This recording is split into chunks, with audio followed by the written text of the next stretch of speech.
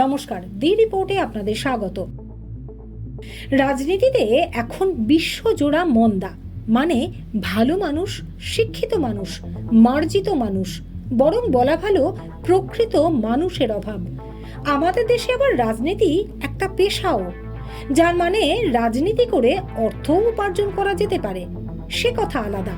কিন্তু আমাদের রাজ্যের রাজনীতিটাকে কতিপয় মানুষ যে পর্যায়ে নামিয়ে নিয়ে যাচ্ছে, তাতে অদূর ভবিষ্যতে সত্যি সত্যি কোনো ভদ্র শিক্ষিত মানুষ রাজনীতির আঙিনায় আর পা রাখবেন কিনা তা নিয়ে যথেষ্ট সন্দেহ দানা বাঁধছে। কারণ তমলুকের তৃণমূল প্রার্থী দেবাংশু ভট্টাচার্যকে যেভাবে এদিন তার প্রচারের মধ্যেই নন্দীগ্রামের জেলেমারা এলাকায় হেনস্থা করা হলো, তা সত্যি সত্যি নিন্দনীয়। তিনি যখন ওই এলাকা দিয়ে বাইকে চেপে প্রচারে যাচ্ছিলেন, তখন কিছু বিজেপি সমর্থক যেভাবে তার দিকে চোর চোর বলে ধেয়ে গেল, মনে হচ্ছিল নির্বাচনী প্রচার নয়, কোনো অসৎ উদ্দেশ্যে বার হয়েছেন দেবাংশু।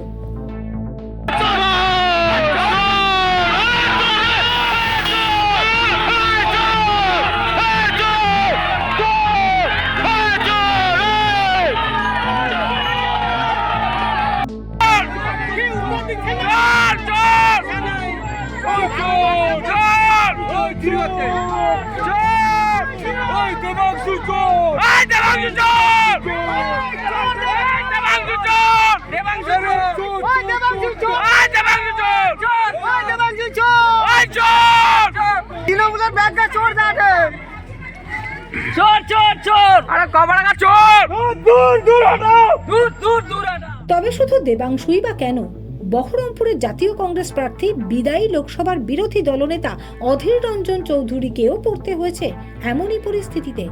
সেখানে আবার অভিযোগ ছিল তৃণমূলের বিরুদ্ধে। সব মিলিয়ে অষ্টদশ লোকসভা নির্বাচন যেমন সব দল মিলিয়ে প্রচুর নবীন, উচ্চশিক্ষিত, রুচিশীল মানুষকে প্রার্থী হিসেবে হাজির করেছে আমাদের সামনে, উল্টো দিকে সেই প্রার্থীদের ঘিরে এমন বিতর্ক কম উঠছে না বিভিন্ন জায়গায়, যা গণতান্ত্রিক ব্যবস্থার পক্ষে যথেষ্টই অবাঞ্ছিত বলে মনে করছেন রাজনৈতিক বিশেষজ্ঞরা। নন্দীগ্রাম থেকে মদন মাইতের রিপোর্ট, দি রিপোর্ট। আরও বিভিন্ন খবরের আপডেট জানতে হলে অবশ্যই সাবস্ক্রাইব করুন দি রিপোর্ট চ্যানেলটি, কারণ আপনাদের একটা সাবস্ক্রিপশন আমাদের কাছে অত্যন্ত মূল্যবান। জয় হিন্দ।